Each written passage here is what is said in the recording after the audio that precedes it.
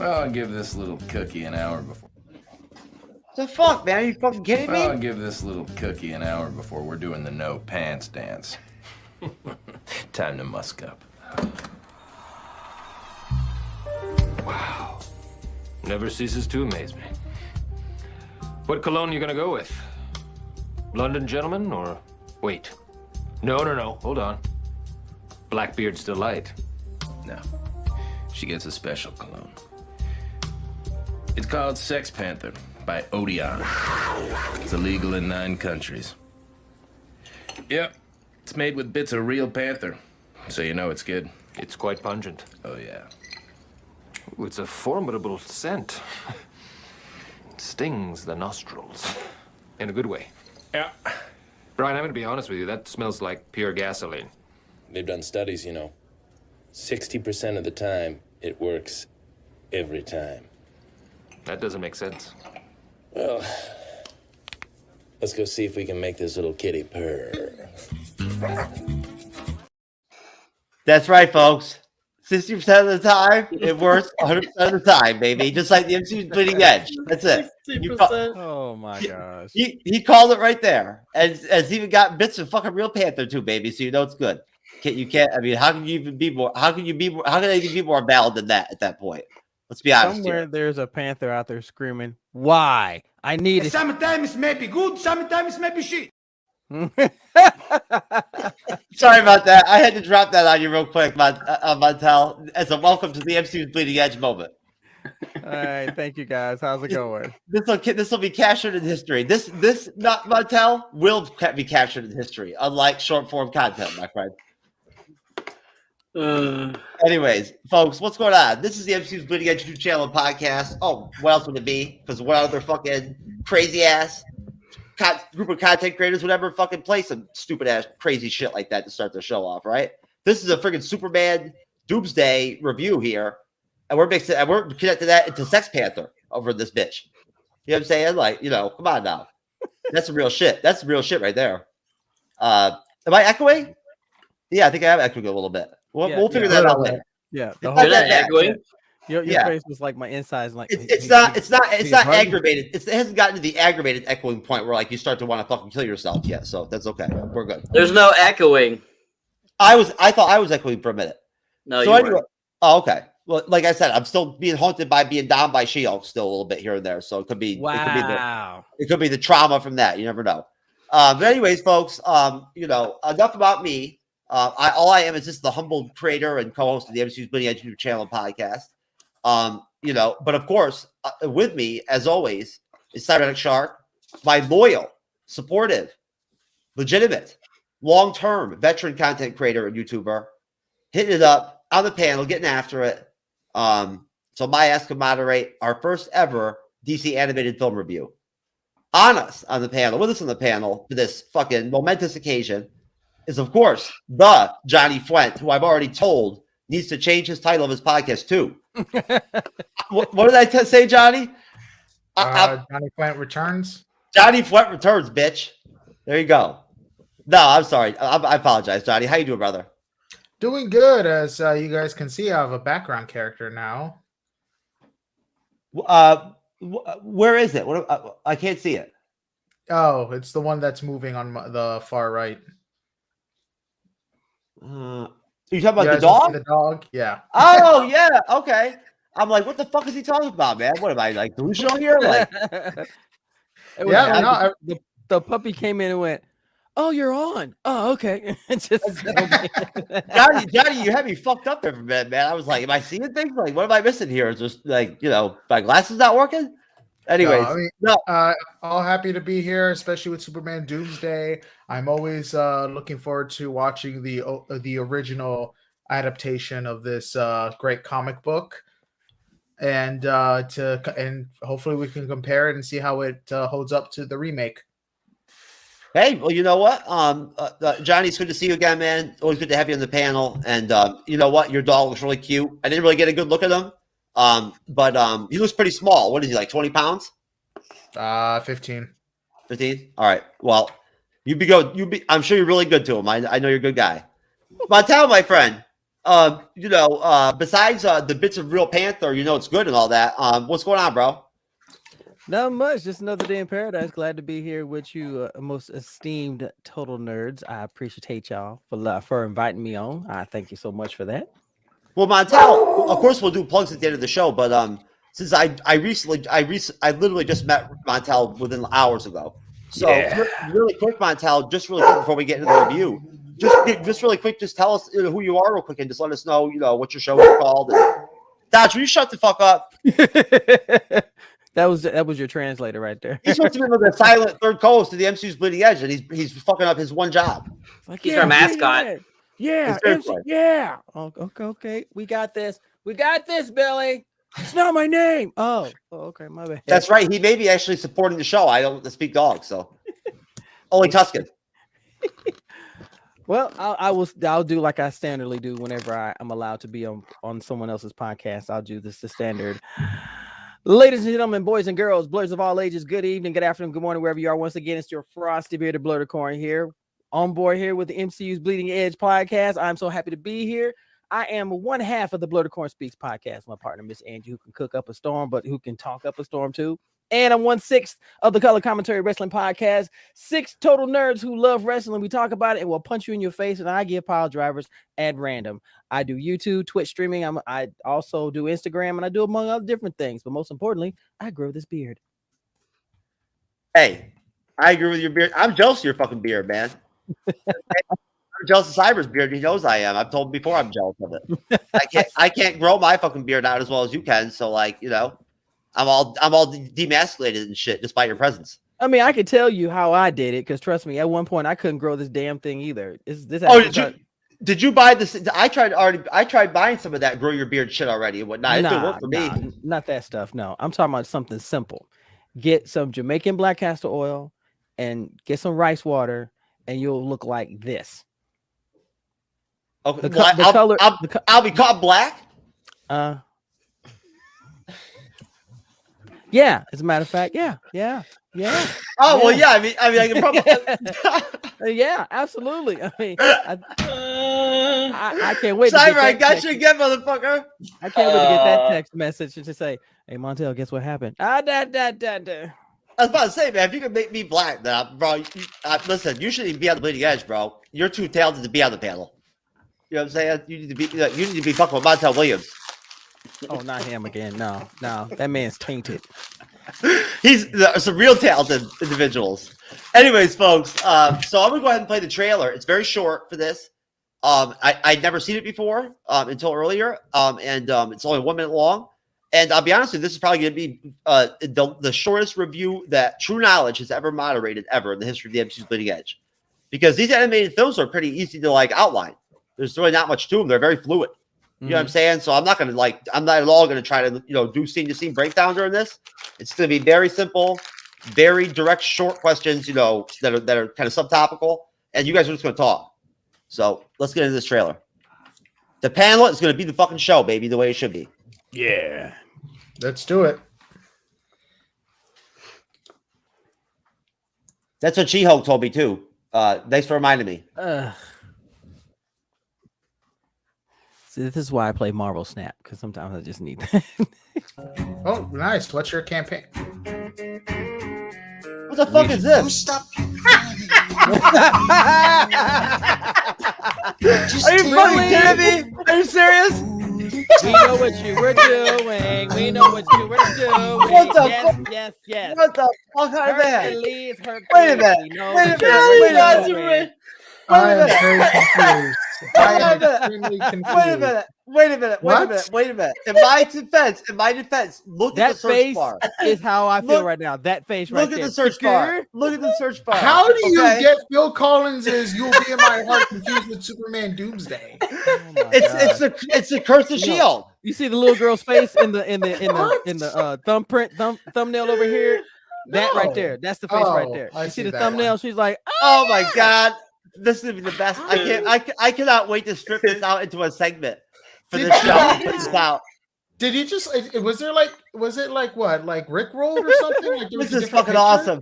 This is gonna go down in history as the Bleeding Edge, one of the best Bleeding Edge moments in the history of Bleeding Edge. I am so confused. I'm telling you. How did you click on it? Cyber, I don't even know how that. Cyber, What? I love making you laugh, brother. I really do. I love watching. You know that? I love watching you fall out. I really do, man. That was funny as shit. So just to be clear, folks, I do like Phil Collins. I don't want to get anybody to get the wrong impression here. Dodger, what are you Dodger's barking about because he's fucking thinks this shit is so pathetic. He's not happy with me. That looks more promising there. He felt the same way, you know. Damn, I'm sorry, Dodge. My bad, man. I'll try to be more professional last time. YouTube TV has no hidden Yeah. And includes unlimited DVR space. It's nice. Dang, this was 15 years ago. Holy crap. Yeah, this was the first one besides Batman and Gotham Knight. There comes a time when even gods must die. Coming this September, Superman Doomsday, the all-new original movie only on DVD, inspired by the best-selling graphic novel of all time, The Death of Superman. This gripping story reveals Superman in love, Superman in battle, and for the first time, Superman defeated. The Man of Steel returns, stronger, darker, more dangerous than ever before, with over 70 minutes of special features. Own Superman Doomsday, the all-new original movie, only on DVD. Will you Is that the Honest Trailers guy? Hmm? Is that the Honest Trailers guy doing the narrating? Uh-huh. Oh. Yep, that's the I recognize that voice. I was going to say, I recognize that too. You see, remember, this trailer is 15 years old. So, you know, and the funny thing is, I was at San Diego Comic-Con when they did the world premiere of Superman Doomsday. Ballroom 20 was thick with people. Yo. Oh, I just bought the bootleg version outside of a church. Wow. $5. There better be holy water stains on that. Well, hey, at Right. At least you bought it outside of a church. Let's hope. Oh yeah, bless I got the DVD. Superman Doomsday, Batman Gotham Knights. Oh yeah, Holy Trinity. I bought mine at a crack house. So, you know, just to be clear. Wow. Okay. And that's right. I bet you can get a fucking crack rock in your fucking case like I did, bitch. That's right. That there's that, you know. Anyways, no. That's dope, Johnny. I want to shout out to Andrew and Jasmine. They actually hooked me up with the website last night that I can go on to get free movies and free TV shows and shit. I found this on it for free, so like that was dope. It's nice they introduced me to one of those things. I never used one of them before. There's a lot of bullshit. There's a lot of like pop ads that pop up and shit, whatnot. But you can watch it for free. They got all new movies. You didn't watch Superman Doomsday HBO Max? I thought I gave you the link. No, I did watch that. No, I did watch HBO Max, but I looked it up last night just to try out the website, and it was on that. I checked it, and I tried to play it, and it was right there. Oh, gotcha. Like I said, there's just a lot of like every time you click on stuff, it sends you to another page pops up. Exit out, whatnot to get to your shit. That's all. It's kind of like being cop blocked.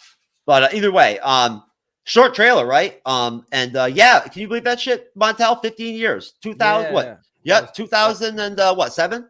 No, the trailer was in 8, and they did the world premiere in 2009.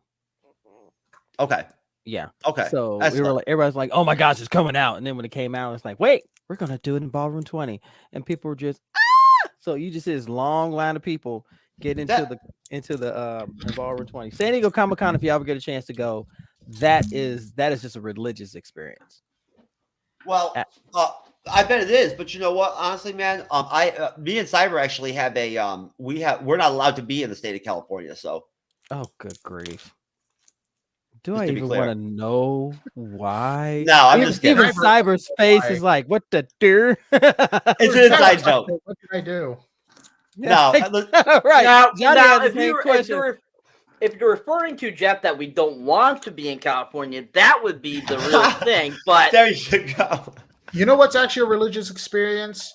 The Chinese theater, watching a movie. I would love to see this movie or like in the Chinese theater. I remember a couple of friends of mine went to see Broly in the Chinese theater, and the Oh, I know that surround must have sound in been that. amazing. Dude, I was so jealous. But seeing something like this Yo. in the Chinese theater, the only thing I've seen was Far From Home Spider-Man, which was pretty good. But yeah, I want to watch this in the Chinese massage parlor over in Bradenton.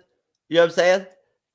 You know, If you see Spider-Man Into the Spider-Verse in a big old screen, man, I have they have a special package just for me when I go up there, whatnot, everything, because they know how I like things. So they know I need at least 3 masseuses during my sessions. You know what I'm saying? I can't just do one. So I'll take one that's very curious. Yeah, and like whatever bullshit side like shit that they give the other dudes, whatever, whatnot, like like a hand job or whatever to fish and shit. I don't play with that weak shit, so they already know that. I'm not down with all that. But you know what? I could take 3: one to rub my feet, one to rub my shoulders, and one to hand me my comics that I got from Wednesday. Here you go. Would you like your latest issue, good boy? Absolutely. Thank you, my dear. Appreciate it. That's how my friend 13 Instagram models could give me a hand job at the same time. And it would be about as much for me sexually as the tooth job I got one time, right, Cyber? Wow. The famous tooth job. Yep. No, the tooth job really did suck, so I can't make that comparison. But no, so that's a short trailer. Like, holy shit. I mean, when I pulled up the trailer the first time earlier today, I was thinking to myself, like, will there even be a trailer? Like, of course there had to be a trailer, right? But I was like, wait a minute, this is old. Like, you know what I mean? Did they, so there was a trailer. Well, it wasn't going to be a traditional trailer. So the fact that it was a direct to DVD video type movie, it wasn't in theaters. That's right. It was direct to DVD and video. So that's right. It was going to be like a DVD advertisement along as a trailer. Is basically what it was. And I think that's a really good. I'm glad you mentioned that, Cyber, because as I already talked to Johnny, and really haven't had a chance to tell Montel, I'm not really a big DC person. I just started watching the DC animated films within like the last 4 months or 3 months. I started watching them on HBO Max. I watched a couple, like most of them on there, but not this one. But so I don't know much about DC. I read a little bit, folks. Just in the audience, I read a couple of Superman comics and some Batman comics back in the day. As a collector, of course, I bought a bunch of issues of the Superman and shit just for like their value as an investment. I didn't follow DC. I read Marvel comics, and if anything, if I was going to buy other comics, it was from Dark Horse or Image. I will say this, and I'm sure Johnny, I could just kind of get that vibe off of him. DC has the best animated library across the board. Everything that they put out, Flashpoint Paradox, Justice League Gods and Monsters. Gotham by Gaslight, Dark Justice League, Justice League Doom, yeah. I mean, honestly, DC. That's the thing that kind of sucks is the fact that they have this animated lineup, especially with what they're on. They were at the New 52, and now after Dark Justice League War, you have the Tomorrowverse where they're building back up that universe with new characters and stuff like that. And it's crazy that we're at the point where the live actions movies are absolute crap. And you look at the DC animated films and they mostly hit every time. I mean, personally, my favorite DC film is Batman Under the Red Hood. My second favorite has to be, especially with Jason Ackles being in the same film, The Long Halloween. I thought they did that adaptation fantastically. Yeah. And it was funny how it went full circle because you have Jason Ackles, who was Red Hood, and now he's playing freaking Batman. And you know what? They're oh my goodness. Was it Andrea? I always forget her last name. She is one of the best voice casting directors you'll ever see around. Andrea Romano, thank you. And one of the best. But like you, there are certain movies that stuck out to me. My favorite out of all of them was Justice League Gods and Monsters, because I've always liked the Elseworlds storylines. How do you cast these heroes in a different light if you put them in a different story, different timeline? So all the Elseworlds to me was just as good, if not better, than the what ifs from Marvel. So Gods and Monsters was great, but when it came out with Flashpoint Paradox, which mind you, I don't like the title. That's the only beef I have with it. Everything was spot on. Everything was spot on. Enjoyed it immensely. What's your opinion compared to that, to the almighty Dark Knight Returns, part 1 and part 2? Because I mean, you got RoboCop voicing Batman right there. Honestly, I'm kind of on the fence on that. You know, Really?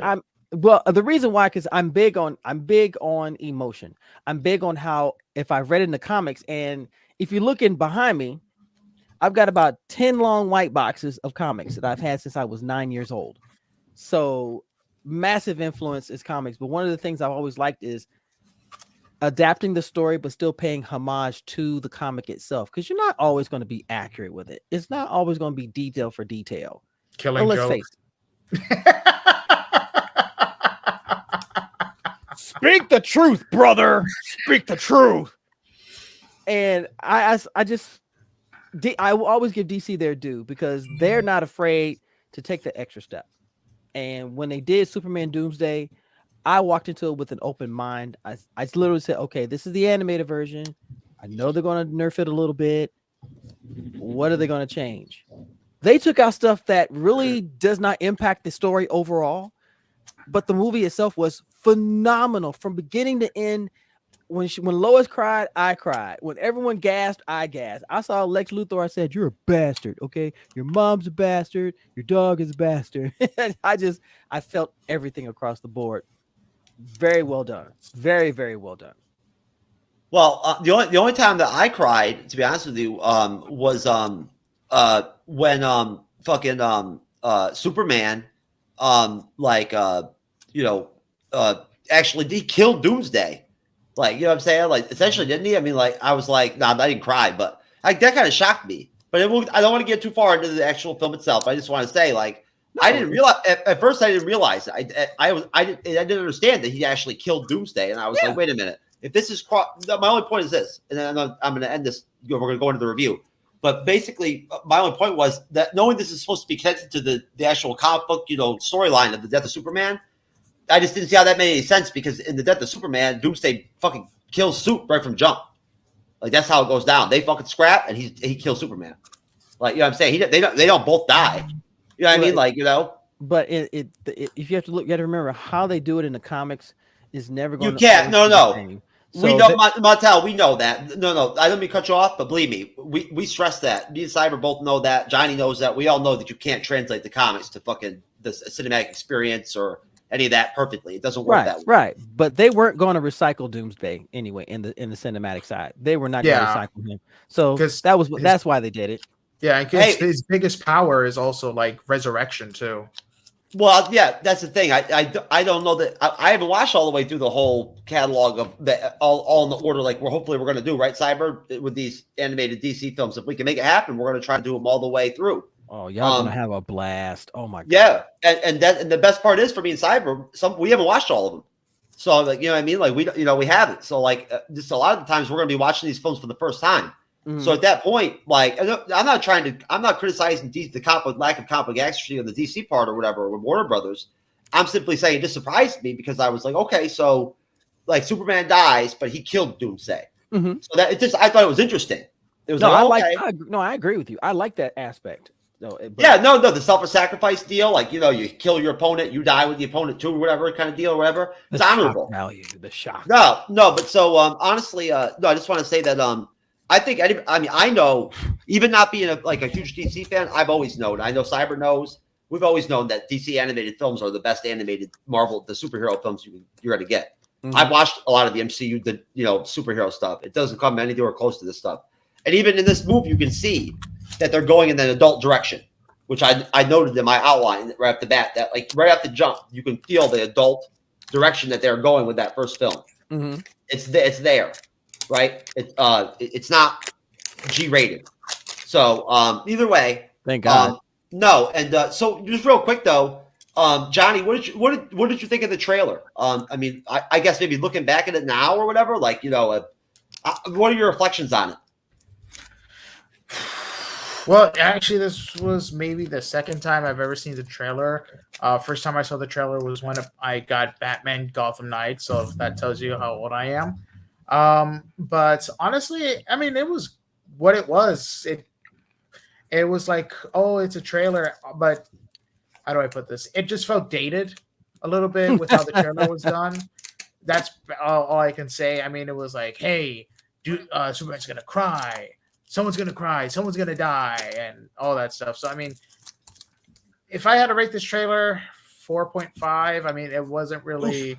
They were basically telling you how you're gonna feel and stuff like that. So I mean, in terms of the trailer, it kind of sucks. Okay, that's fair, I guess. Cyber, what do you think, man? What do you think of the trailer? Well, like I was saying before, this is, a direct-to-DVD film. So the trailer was going to be anything spectacular like you would see for a theatrical film. So it was what I was expecting. I wasn't looking for anything spectacular. I thought it showed quite a few good particular scenes from the movie in the little trailer for it coming to DVD type of thing. And I thought it was a pretty decent trailer for what it was. So I would definitely give it a 9 out of 10. Because I thought it did exactly its purpose, was to get you excited to want to go buy this DVD. So I think it did its purpose, and I thought it was a pretty decent trailer. Okay. And of course, Montel, what do you think? I enjoyed the trailer. I always enjoy just kind of going to anything like that with an open mind, and I wanted to see, because, like I said, familiar with the original story. So my question is always going to be, how are you going to finesse this overall story and still pay respect to the source material? And they did that. They did not come into it with the mindset of it being strictly for kids. Viewer discretion is advised. I enjoyed it. Mind you, being dated, I mean, you realize that this trailer came out 15 years ago. Golly, 15 years ago. I was 39. Ugh, what a year. Anyway, but I enjoyed it. I actually enjoyed the trailer. It made me excited to want to see it. Awesome. Hey, that's I mean, obviously that's the whole point of it, right? So, I mean, basically, all I'll say about it is just that if I was going to give it a rating, to consider what, again, it's not even for films or for the theaters, I'd give it at least probably maybe, I don't know, a 6 maybe, or a 6.5. It does pretty much convey in less than a minute pretty much what the movie's about to some extent. But so basically, as far as the opening of the film goes, or the movie goes, and I'm just going to be, I'm not going to go scene to scene on this. I'm just going to be very quick and really direct with this. The opening of is very fluid. The first, I'd say, maybe, I don't know, 15 to 18 minutes. It's just very fluid, and they jump from scene to scene, sort of, and you get all of the base characters, I guess, of the Superman of that time period. Right, in terms of who was important, who the important characters were at the paper. You see him as Clark Kent, right, for a minute. You know what I mean? And he has an interaction with Lois at the paper. Whatever. We get scenes with him together with Lois, where they're I guess they're romantic. They've been together for 6 months. She's questioning him, wants his real identity, whatever. The usual Superman trope. We see Lex Luthor as usual. He's into some bad shit. Right, he's trying to fuck people over, right? Make money, whatever. He wants to kill Superman still. Bottom line, that's the gist. He finds Doomsday, right, on one of his jobs with Apple Corp. They're digging. They find this alien artifact type deal. Somehow he's able to actually freaking know that the message that's digitally comes out of the object when they penetrate it, knows that it's a warning, and voila, Doomsday appears. So that from that point of the film right there, I'll just start with you, Montel, then I'll go over to you, Cyber, and you can round things out, Johnny Fuent. Take as much time as you want, Montel. Just give me your thoughts on everything that kind of pops out for you in that opening, I'd say, like I said, 15, 18-minute part there. Mm-hmm. How did you feel about it?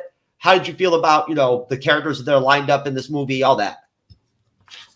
The emotion was the main thing that popped out to me, because when you can look at a trailer and you start feeling how the mood's going to be, and you can start feeling the excitement of the feature before you even take a look at what the trailer is going to be. That is always aces with me.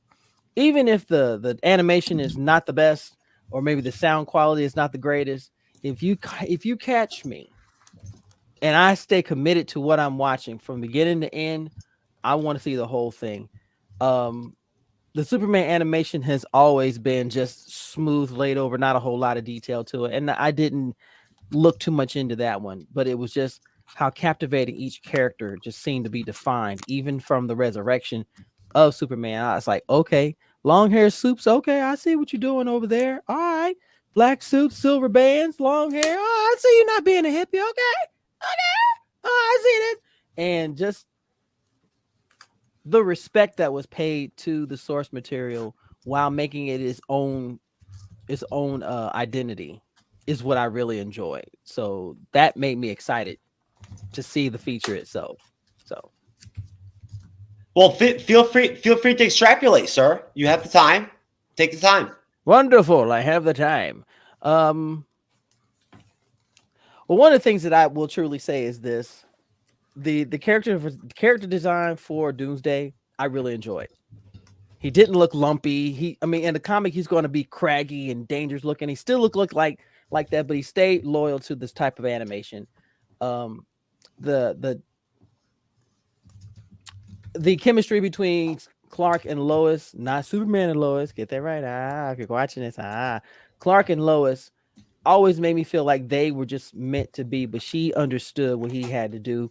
And that's always the greatest thing. And just how everybody fit into it. And as the fight transpired, you could just see the one scene where they hit each other so hard that they both just skidded back on their hands and their feet, and they're just looking at each other. I said, "Oh, this is going to be a." Well, hold on. Don't get into the Doomsday and Superman fight yet. Don't go that far. I'm just talking about the trailer. Oh no! I'm asking you. I want to know about all your thoughts based off the first 20% of the film, basically the opening. Right, the jump start, the first up until the final, the big fight, up until Doomsday starts wrecking havoc. Every piece of the puzzle fit.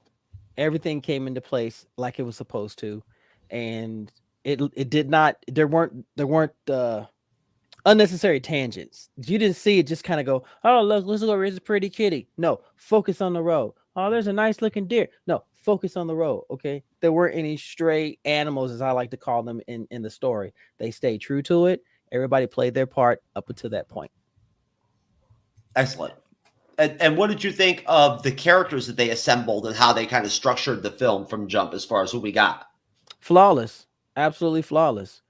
From even to Lex Luthor's whole position where he was in the movie, because you could just see the conflict. On one hand, he wanted Doomsday to take him out, but on the other hand, he didn't want to have to deal with Doomsday later. You could just see as he's standing in the window going, "Oh, this is going to be nice."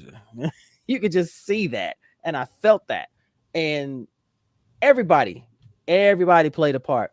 Now, the only thing that I will say is one thing they could have done, if possible, is to perhaps inject other heroes into this. But to realize that, guess what? There's only one that can actually take on Doomsday. But let's see other heroes make a cameo into this. Maybe other members of the Justice League. Maybe someone from the Justice Society. Heck, if you want to even go deep about it, maybe you could throw a couple of Teen Titans up in there. Kind of sprinkle it in, because this is where you can start introducing others. But they did what they did the damn thing with what they had. I was pleased. I was happy. I was excited to see the movie. Just from the first few minutes of it alone, or as the trailer announcer would say, "In a world where even gods can die." Wait, what? Wait, what? Excuse me? Okay, all right, I'm feeling this already. So, and scene. All right, Cyberneticshark, my friend, tell me, sir. Now, of course, had you seen Superman Doomsday until watching it for the review? No, I had seen it back when it first came out on DVD. Okay. So you had seen it. Okay. I had seen it before, yeah. So so first off, right at the bat, what was it like to watch it again? I forgot how good this was. I honestly, it was rewatching it. It was like rewatching it for the first time. Simply for the fact of just how amazing it was. I was really, I was shocked that I forgot how good this film was. And I mean, from the get-go, I mean, it gets right into it. We get action. We got good voice overcast. We got great animation for its first, this being the first DC animated film too, that was, considered of like the DC universe, was just really impressive. And I just thought that the whole beginning part was just so entertaining. And I just remember thinking to myself, going, wow, how did I forget how good of a film this is? Why don't I have this in my collection right now? And I'm like, I got to make sure I get this again, because I don't know why I don't have it, because it's so sticky good. And I just was blown away with, even, 15 years later, how amazingly this stands up still today, and how good the animation still looks, and the voiceovers. And I actually, when I was watching it, going, I feel like I'm watching a live action film. That's how good and how well done this first film was for the DC Universe animated films. It felt like an actual movie. So I think it was really impressive. Even that first, like 20% of the film leading up to like the big Doomsday fight was really amazing, really fun. And it kind of made me think of the old Superman films, like the first three that they did from 79 to 83. Those ones with Christopher Reeve. It gave me almost that little bit of a vibe, a little bit. Oh wow! Rewatching this, so not the fourth one. No, not the fourth one. The fourth one was when, because it was 87 when that one came out. Don't be mean. No, I love it. I love that movie. But in 87, you could just tell how different movies started getting during the late 80s. It just was very 80s. Whereas like early 80s and late 70s was very 70s vibe still. So I felt like that fourth one was definitely a new, like it was a little bit of a different take than those first three films. So that's why I didn't include that one in it, because I felt there was definitely a little bit of a different vibe in that fourth film. But I still feel that it felt very relatable to that, the Lex Luthor feel and everything with it, and just the whole concept behind it it made me think of those original three Superman films. But overall, really great start to this animated flick. What did you think of the way that they portrayed the relationship and the dynamic, and where Lois is at with Superman at this point in their relationship, right? It was very atypical Lois Lane. I thought it was very closely and very close to usually how she's portrayed in the comics and in other DC related films, TV shows and so forth like that. Lois is a very independent woman, but at the same time, she wants that connection. She wants to have Superman as her own, but at the same time, it's like, I want to be this independent woman, but yet I'm going to act like, oh, how dare you not be closer to me type of deal. So that's, that's that very typical Lois Lane process of how she is. And I thought they stuck very well to it. How the fuck does she not know that Superman is Clark Kent?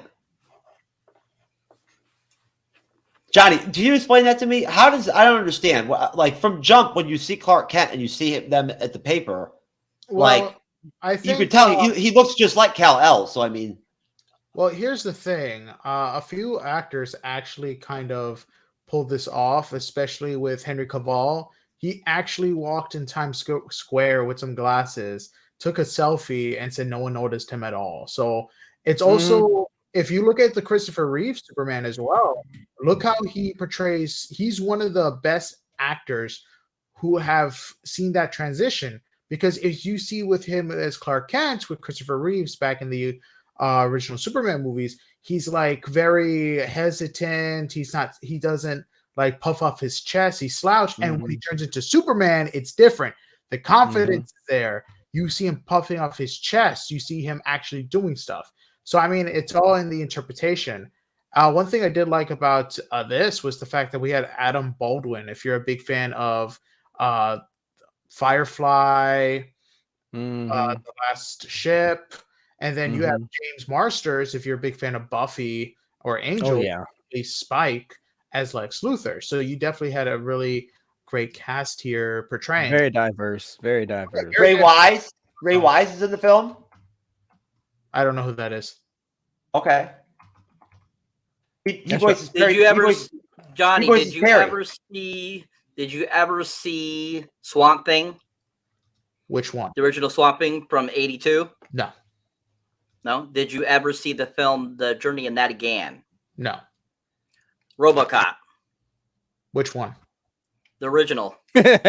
All of them. Yes. Okay. He was one of the bad guys with Red Foreman from That 70s Show. He was the bigger, thicker guy, really big head. I think if you saw him, you would recognize him, but he's Ray Wise. Gotcha. Anyways, Johnny, I apologize. Continue.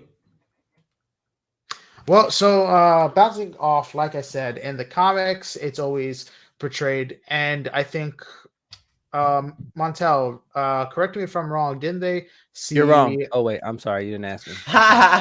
Didn't they change it to where he had some Kryptonian like technology into his glasses, where it would trick the other people into thinking? Yep, it was black kryptonite. Yeah, black kryptonite. It was black kryptonite. Yeah, so it was based. Yeah, so I mean, it's just difference in between and going into the movie.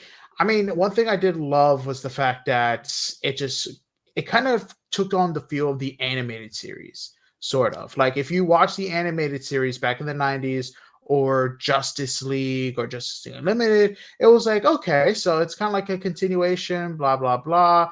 And this is just a solo Superman film. And you got your Lex Luthor, which was pretty good. And you kind of got the dynamic of, okay, if you watch the animated series or any other Superman thing, this is just stepping into the same shoes and you can just go on from the get-go. There wasn't anything you had to catch up on, nothing you really had to introduce. And that's what it was nice. It wasn't holding your hand throughout the film like, oh, this is Superman. Oh, this is Clark Kent. It was just running from the get-go, starting it off. You know the story. You know what's who he is, what his weaknesses are. And that's what we're going to do. And the introduction of Doomsday was really great because if you compared it to the comics, Montel, was Death of Superman, that wasn't the first time we saw Doomsday, correct? Or was that the first? It is not. It was not. It was not the first appearance of Doomsday. So that was the biggest thing as well. For anyone who reads comics, one of Doomsday's biggest powers was he could not be killed twice in the same way. Mm-hmm. So that's the biggest thing. So I mean, of course, they didn't translate this into the film. They just said, "Hey, this dude is named Doomsday, and he's super powerful." I think that's the one thing I did like. Is like, "Hey, this dude's a threat. Like, you're not going to be able to take him on." Mm-hmm. Johnny, if you don't mind me interjecting real quick and whatnot, I just want to point out really quick that that Doomsday is so much better than the Doomsday that they put in the Batman versus Superman movie. Oh, obviously, the one thing I hated about the Batman vs Superman movie was the fact that they threw in Doomsday as a combination between Kryptonian and human. I don't even know what the fuck that thing was, man. And here's the thing: in the comic origins, Doomsday is an experiment, but he's an experiment of hundreds of different species being killed, resurrected again, until that's basically built in his DNA. I mean, that's the biggest thing that I feel like a lot of Zack Snyder fans, they're like, oh, Batman vs. Superman was this great film, and it wasn't. It just trampled on comic book lore. And as much as I do like his brother for his comic book writing chops, Scott Snyder, Zack Snyder definitely doesn't have it. They took 3 comics and mushed them into a movie and said, here.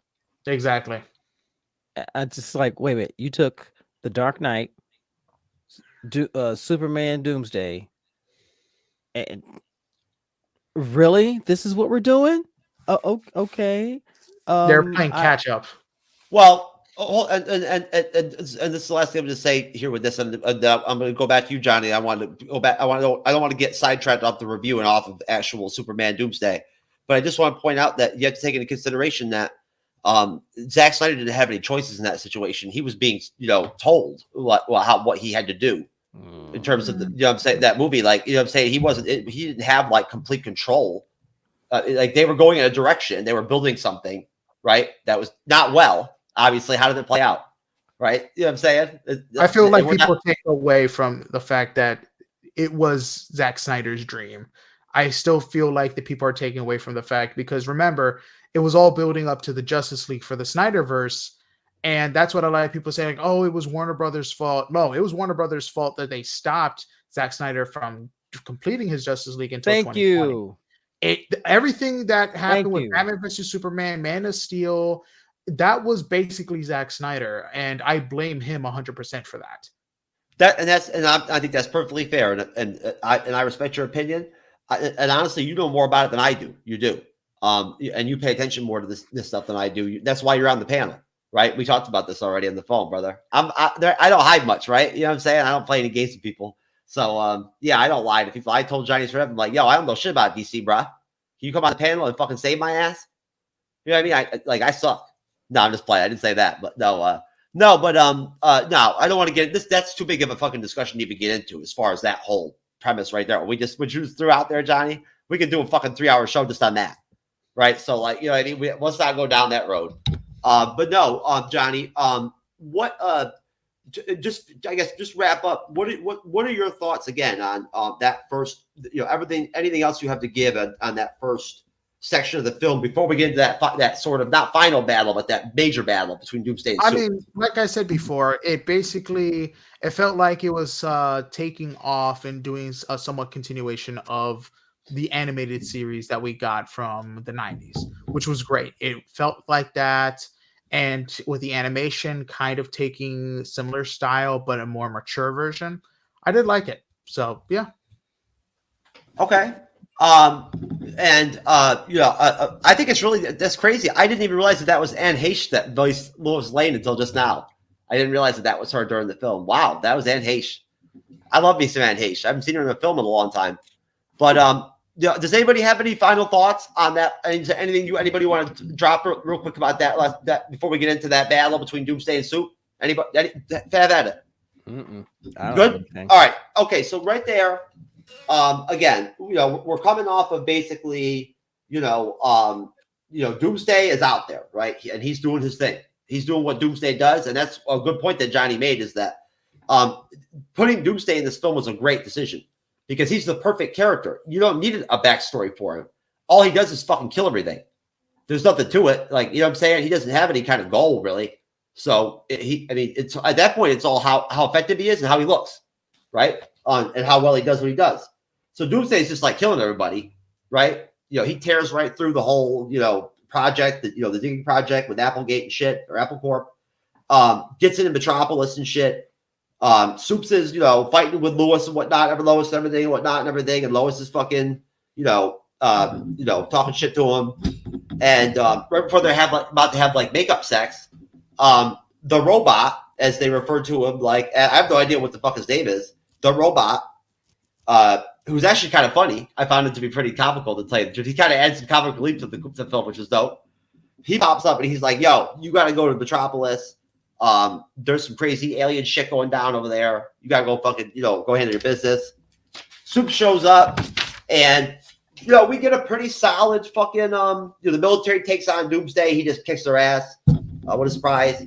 And they do a pretty good job of establishing that Doomsday, shooting missiles at him and shit does not affect him, right? Yeah, you're not gonna be stopping him like that.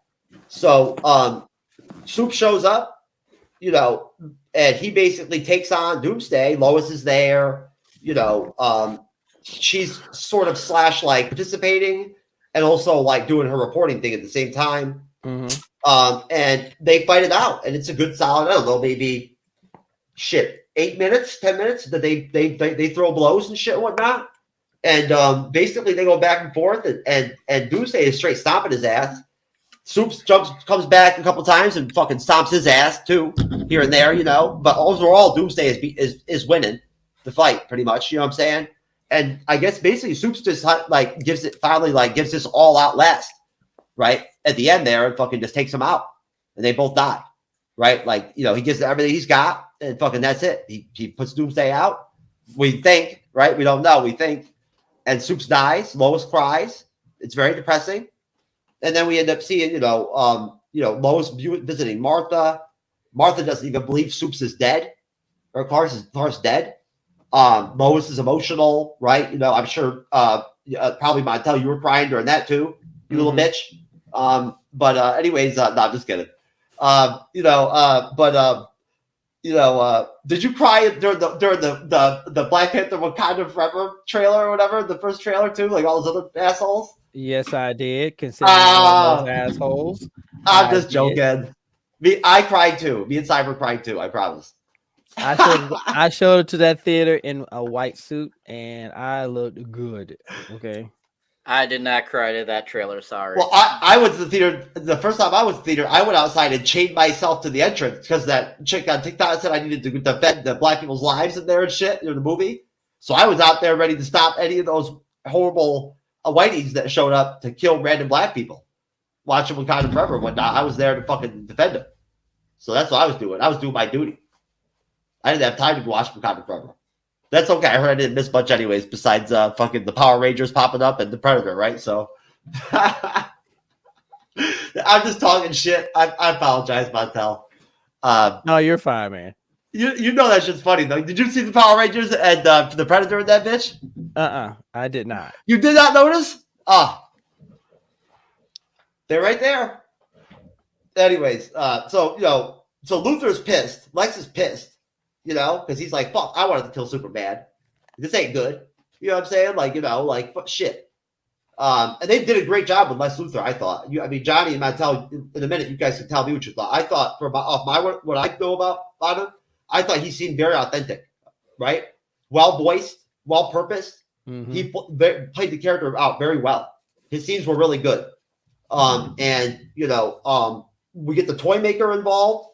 Who I'm not very familiar with. I know a little bit about him, but I'm not very familiar with him. We get the Toymaker involved. Metropolis now is in sort of a crisis, not a crisis, but it's crime-ridden now. There's no Superman. So crime is rising. The Toymakers, going crazy and whatnot and everything. Lois is kind of like unhinged almost. She's like actually wanting to like do dangerous assignments and shit like that now all of a sudden. And essentially, basically, she's about to be killed by Toymaker, right? And Soups is back. Soups somehow all of a sudden he's alive and saves Lois. And of course, there's an awkward moment because friggin' Lois tries to like engage him or like approach him or whatever, hug him to show him affection, and he like backs off. So right there, something's off. There's something wrong. He gives her like a bullshit reason. And we go from there, and basically at that point, we see the really dope scene where Lex Luthor just beats the fuck out of Superman, right? Just straight jacks him. That was violent. I thought that was really dope. Like, he really rocked him. And I'm like, what the hell's going on here? Like, I thought he was a dream. I did. I'm like, this would be a dream. Like, Luthor's dreaming. Well, no. It's a clone of fucking Superman. Like, what I'm saying? There's a clone. He managed to get DNA from Soup's body at the Doomsday event. He's a clone, and he's basically Luthor's Superman under his control because he has a Kryptonian implant of some type, I believe, like in his mind, in his brain, or something like that, in his head. And he's got Luthor has your standard device where he can hit the button and kill him deal. And so at that point, he's doing Superman's job at first. I mean, he's doing exactly what Superman does. He's saving lives, saving kittens and shit. Before he threatens an old lady over a kitten later. But he didn't embrace Lewis because he's a clone. And, at that point, real Soups wakes up. He didn't die. The robot's there. He's like, he basically went into like a stasis in order to be able to like, come back to life or heal, but still needs a lot more healing and needs solar energy. Right, in order to like regenerate and like really heal and get back to his full strength. So as we move on, basically, Soups fucking kills Toymaker straight up, just kills him, takes him from the cops, kills him. Obviously, something's not right with that. People know that that's not normal. It's purported in the news and everything and whatnot and all that. The public is starting to be against Superman. Threatens the old woman's life. Because he has to stop and pick up her stray cat. They got out of her, swing door or her outside door or whatever. And at that point, basically clones Soups starts acting out like on his own. Like he kind of goes dark. Like he doesn't have the same psychology. Or he's not Clark Kent. He's not Kal-El. He's just a clone of Superman. Mm-hmm. So he doesn't have that same upbringing from the Kents and all that whatnot, right? He's not righteous. He's not, ethical, right? You know what I'm saying? So he's basically at a point where he's like, oh shit, like I'm better at doing my job if I start killing people and shit. I'm better. I'm more powerful than the police and the government, if anything. Like, I should be running the show. And you know, at that point, basically, I'll stop here. He figures out he wants to do a salon and like pulls out his implant and shit, like cuts his face open and whatnot and everything and all that, and pulls his implant out. Pretty intense shit. And I'll stop there. I'll start with you, Cyber. I'll go to you, Johnny. And I'll let you wrap up on this, you know, Montel. Cyber, what that whole area right there of the, you know, of the film, kind of before we actually, you know, start to get towards the I'd say the final third of the movie. What are your thoughts? What you take out of that? What are your thoughts of it?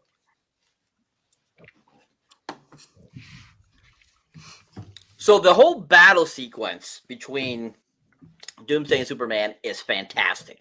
Absolutely love it. I thought it was really well conceived and well done. I mean, Doomsday kicking the crap out of Superman, Superman kicking the crap out of Doomsday was really fun because it was kind of a back and forth the whole time that the action sequence was going on. And then, of course, you had that kind of ramp up to that battle, you know, showing Doomsday killing a deer, going after all kinds of different, you know, other people and stuff like that. I mean, literally having no concern of doing what he's doing to these people. I mean, we see all kinds of crazy stuff. And, I mean, they kept it really solid PG-13 throughout this whole film. And you can definitely see that throughout this, you know, fight sequence. And when they get to that, you know, final sequence and they're like battling and stuff like that, and Superman's basically trying to figure out a way to stop this creature, you know, I mean, basically he has to take him out of the atmosphere and basically have him fall back down to Earth like a meteor almost to explode, basically, to stop this creature. And, you know, at the same time, this creature is kind of like, is supposed to be kind of like a robot too, at the same time, you think about it, because when we first see him come out of the spaceship a little bit earlier before the fight, we can see him zoning in on the deer, and you see him like have like almost like a, you know, he like these vision things like a robot would have. So he definitely was not just some creature. He also definitely had some robotics part of him. So I think that also was kind of a cool concept too, because I felt like in any other Doomsday creation I've seen, I feel that he was some sort of like, you know, fully evolved kind of creature of some sort, not robotic in any way. So I felt that was very like, I thought that was a little different that this film decided to take a little liberties with Doomsday. But I agree with Montel, the look of, you know, Doomsday was very on point. I thought it looked really good. I thought they shaped him very well, and they gave him a really kind of solid look, which I thought was very well constructed. But like leading after to, you know, basically Superman finally defeating Doomsday and then him dying, that was kind of like, you know, a gut punch, because you're like, Superman won, but he died too. You're like, what the heck? Like, like this sucks. Like, the superhero is not supposed to die. He's supposed to win. And so I think they did a good job writing it and displaying it in the animation and made it very emotional. And I thought that they did a good job of, you know, conveying that emotion there in that sequence.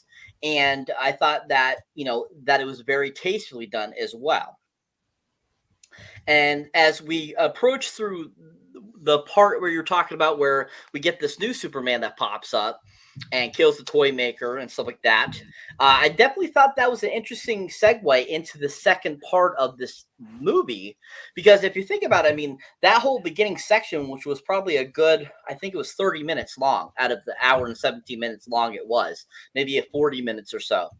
And I remember just thinking to myself, I'm like, wow, like, where are they going to go? Because he killed off Superman, he defeated Doomsday, where are they going to go with this? And so then when it segues into, you know, there being no Superman or new heroes in, you know, Metropolis anymore, and they have to basically go to this like evil bad guy, the Toymaker, which I thought that was so beautifully done. I thought he looked so like fun. I thought he looked very different than any other Toymaker I've seen, and I like how he's using that like spider thing as his like vehicle, which I thought was really unique too, because I don't recall ever seeing that in any type of other Toymaker comics or animated films I've seen. So I thought that was very cool.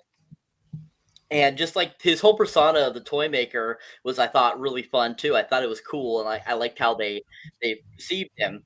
But then all of a sudden, him popping up and saving the day during that sequence there, where basically Toymaker has this bus up there and of children and stuff, and and then all of a sudden you're like, Superman's back. You're like, what? Like, where did he come from? Like, no, I thought he was dead. Why is he back? Like, okay, good. Like, I'm glad he's back, and you think it's him, but then after we go further into the movie and we find out that he's a clone and that Lex Luthor is using him, you're just like, that sucks.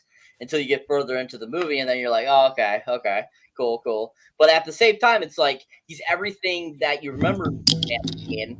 But at the same time, when he starts to do the evil things where he kills the Toymaker, you're kind of like that's definitely not Superman. Like Superman has morals. This guy does not have morals.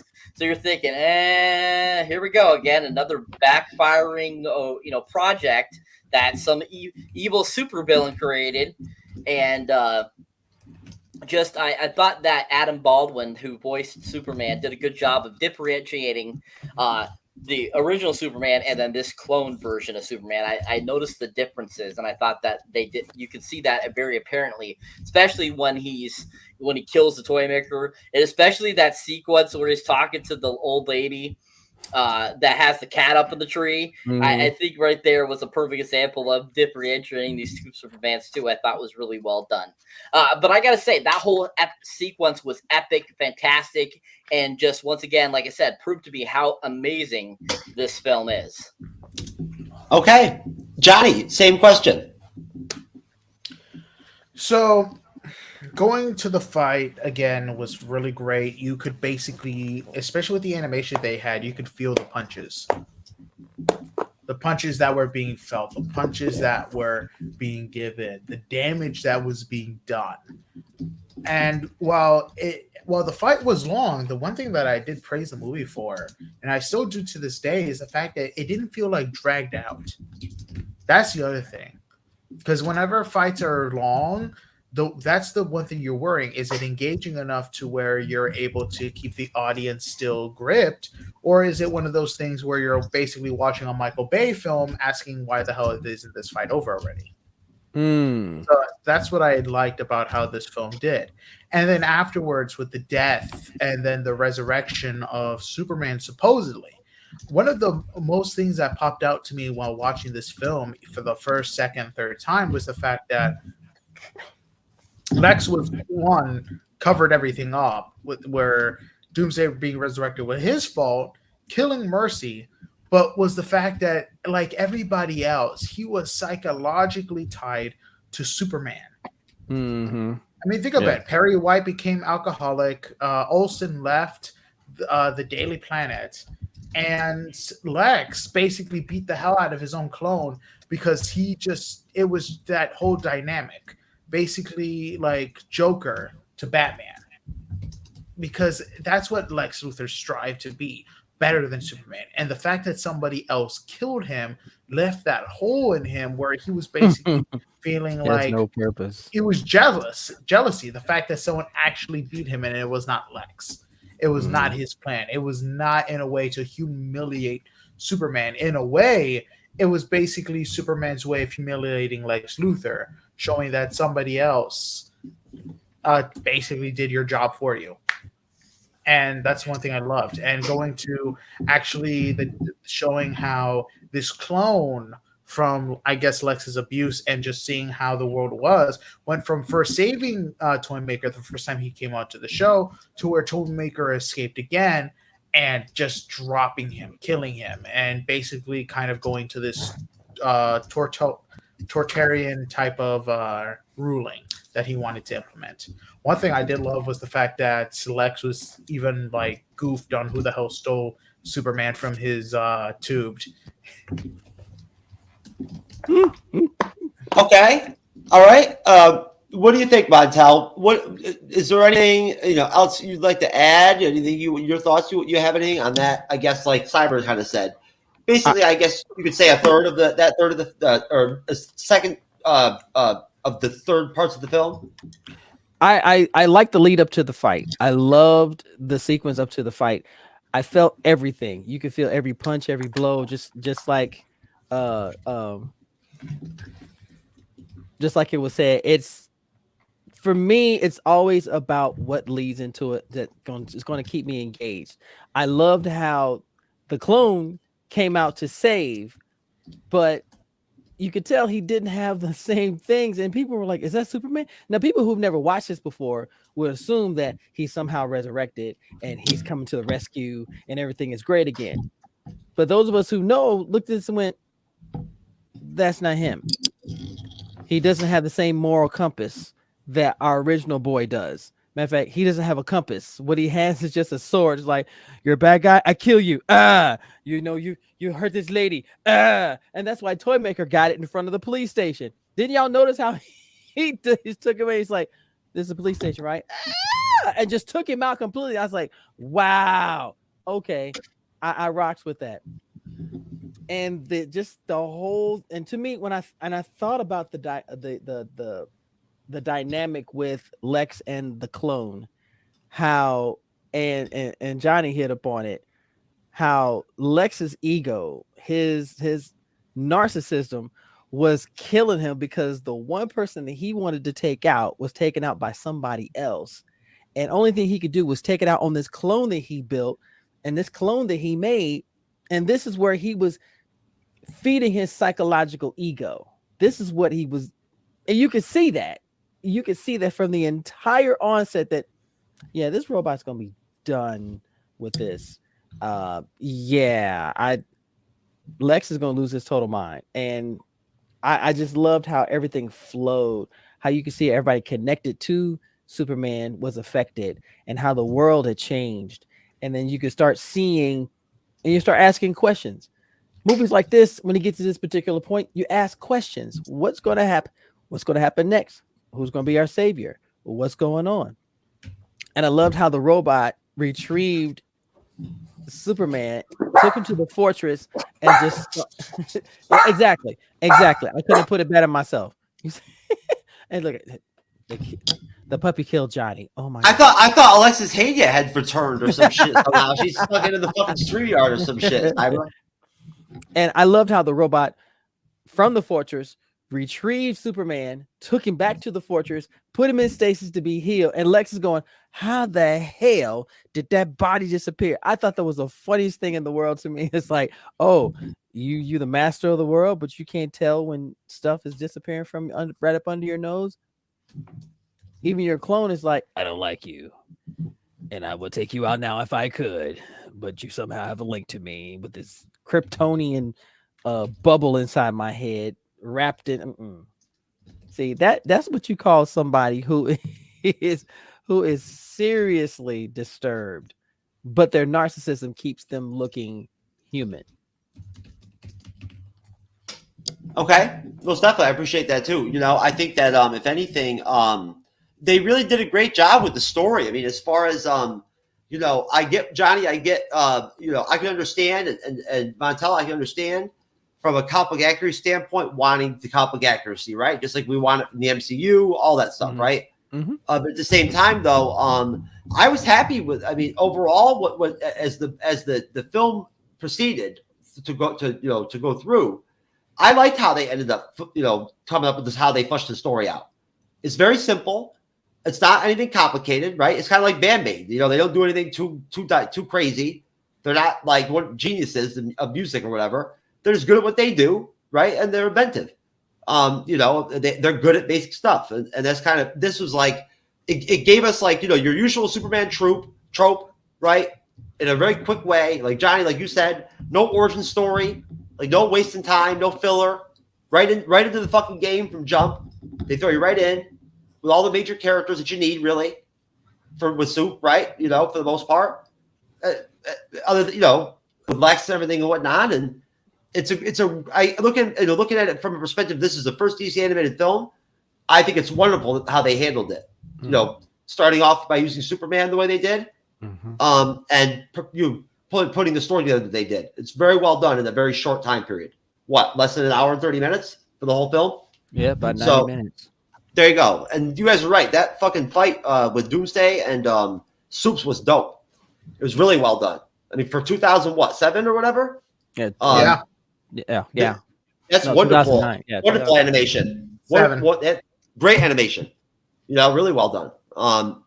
It looks a lot better than the trailer did. Maybe that's you know, I don't know what the deal is with that, but either way, no. So basically, at that point, I mean, you know, we get the final third of the film, and again, it's very simple. I mean, what they end up giving us as in the audience watching it and whatnot is basically a story that evolves and is very fluid. You know, like I mentioned before, as we go through, they don't waste a lot of time on anything, right? Everything's very compact, and they emphasize the action scenes well throughout the film, right? They're well done and they emphasize them.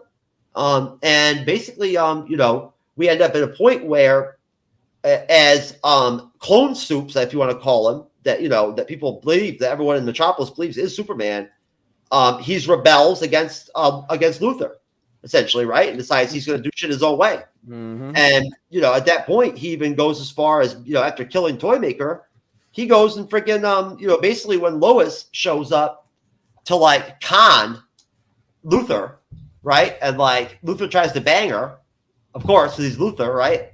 As she's like crying and weeping over Superman's death. She like, I guess has like a sedative or some shit or like something on her lips or whatever, and like makes out with him and knocks him out. They, her and what's his name, Jimmy or whatever, I forget his name, Olsen. Yeah, Jimmy. They go into his like experimental lab in the back, and they see that he's got an army of like Superman clones, among other like weird looking experiments he's got going on back there and shit. And at that point, Luthor pops up about to kill him. Clone Soup shows up, saves him sort of by just basically, he thinks, killing Luthor.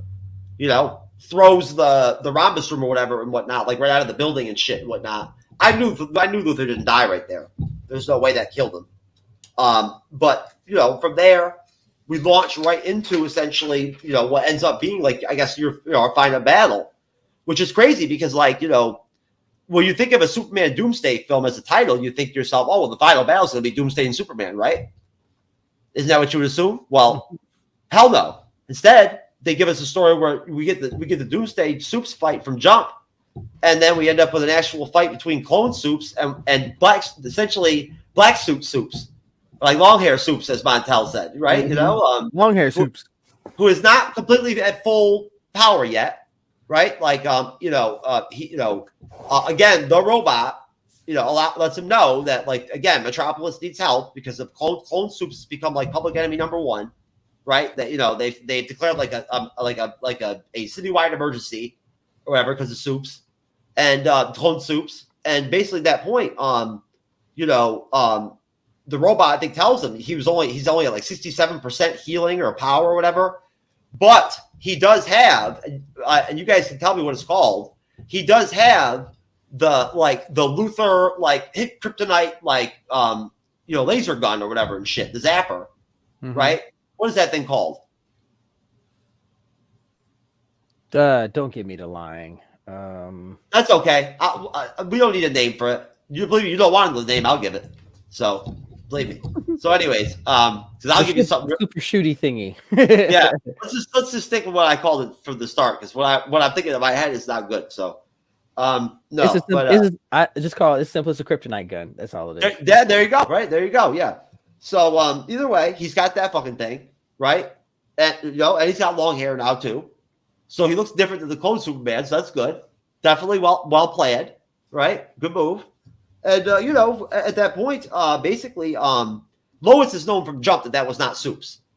Just to be clear, I didn't point that out. We didn't really talk about that, but she knew immediately, right? Like, like that's how I think that was them trying to reflect like how deep their connection is or their relationship is, like how much, she loves him and whatnot and everything, as much as she's like kind of a bitch.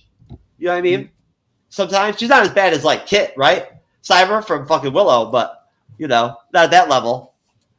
You know what I mean? But, not at all. No, at least Lois puts out. You know what I'm saying? Like, that little towel scene earlier in the film. Mm-hmm. Yeah, seriously, Jade is gonna end up turning straight by the time Willow's over. You know what I'm saying? because she didn't be able to get no action. But no, anyways, no. But no. And anybody who's watched Willow knows what I'm talking about, and you're laughing right now. I know it for a fact. But anyways, so basically at that point, the military now takes on. They try to arrest clone Superman and bring him in. He's got to talk to the commissioner. He fights back. The military takes on the clone Superman. Of course, he kicks their ass. Real Supes pops up in the black suit. I'm just going to call it the black suit. Mm-hmm. Another differentiator, and we get our final battle. Again, it's sort of similar, I guess, in a way to the Doomsday battle in a way at times. Except for the fact, of course, that Real Supes does have again the kryptonite zapper. So that's his that's supposed to make up for like his lack of not having restored, to his full health or to his full power. So, but you can tell during the fight that the clone Supes is stronger, physically stronger. Oh yeah. You know what I'm saying? Like, his powers are stronger. And basically, I guess if you want to say long story short in terms of how it goes, of course, similar again, a lot to Doomsday, through I guess ingenuity or through strategy and like between the Zapper and him just being the real Superman essentially and not the unethical Dark One, right? He basically kills him. If I understood correctly what happened there, and then he beats his ass and kills him. Mm-hmm. Now, but it was really cool because at the end, the bad Supes, the clone Supes, actually says to Superman, "Protect the people." Right now, that I thought was very moving. I did, Montel. I thought that was really moving and very emotional. Yeah. I thought that was really well done for an animated film. That was very powerful, right? And it was really well done for them him to have that attitude. You know what I mean? Like that was great. I agree. That was very tragic. You know what I'm saying? And redemptive in a way. You know what I mean? It definitely reeked of the melodrama that you don't always see in these types of movies. No, it's nice to see redemption like that at the end of in that situation like that. You know what I mean? Like at the moment of death, a la the first Black Panther film with T'Challa and Killmonger, right? Mm-hmm. That man next to you is your brother. You know what I'm saying? That woman next to you is Ironheart. You should not hang out with her. She's a fucking asshole. You know what I'm saying? But she can cure AIDS tomorrow. As long as her and Suri hang out for a while. I promise.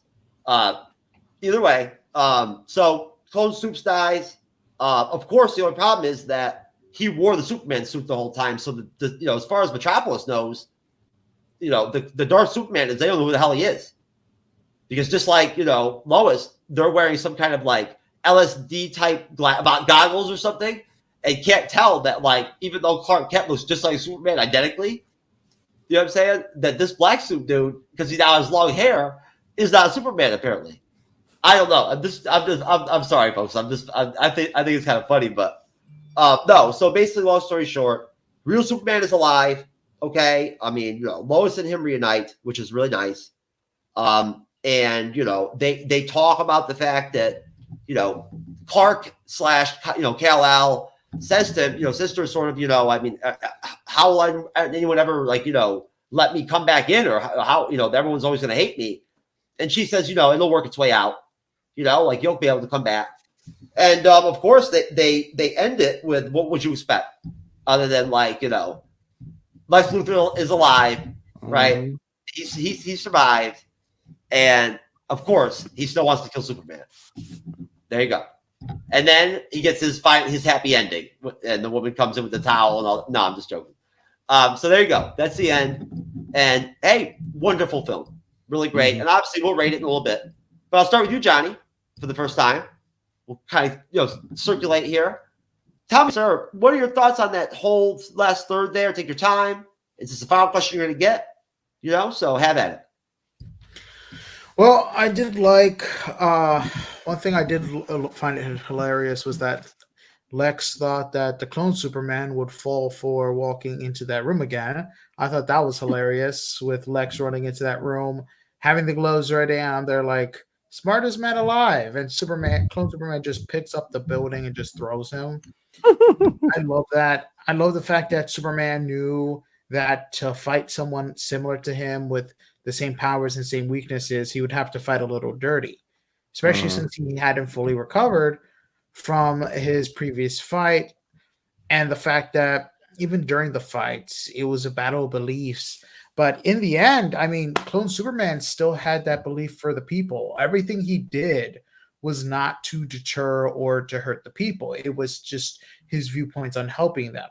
So in the end, I feel like that's why he said protect the people at the end. One thing I did find funny was the fact that even though you could see Lex's hatred in that full body cast for Superman, you could tell he was happy. He was happy to have Superman back. He was happy to have his foe back, someone to actually fight. And yeah, no, I thought it was really great. Something that circled back and just made everything really well. Okay. Do you have anything else you want to say? I mean, out of that whole section, or anything about the fight, maybe, or the actions, maybe, of the clone soups that lead up to the actual fight? I mean, what besides like hurting Lex Luthor? Let me be more specific. Did you like how the story tied together all the way through the film? If you want to break it down to say 3 sections, how I did it. Did you like how fluid it was and how the story was? Yeah, it was great. It didn't feel like it was rushing anything. It told its story. It was very well rounded, and even for like a movie that was barely 70 minutes, it was really great. It kind of echoed how the animated TV shows did with the original Batman v Superman, and like when Joker went to talk to Lex Luthor. You only had 60 minutes. You had this amount of time to tell a story, make sure it was well-rounded, make sure it did very well and connected. And I think that's what Superman Doomsday did. I think for people who read comic books, it was a great movie. Other people, it may have been short. But then again, that's like I said before, this film wasn't to hold your hand and introduce you to the world of Superman with DC. This was for more the people who already knew about DC, already know about Superman, and you were just running from the get-go. More advanced, yeah. Exactly. Okay. Montel. Overall, spectacular. Absolutely spectacular. They paid so much homage to the original story of the death of Superman. From beginning to end, they gave this animated movie gave the whole story its own personality. From, like I said, from beginning to end. I loved how they had moments where they didn't take it seriously, but they did take it seriously.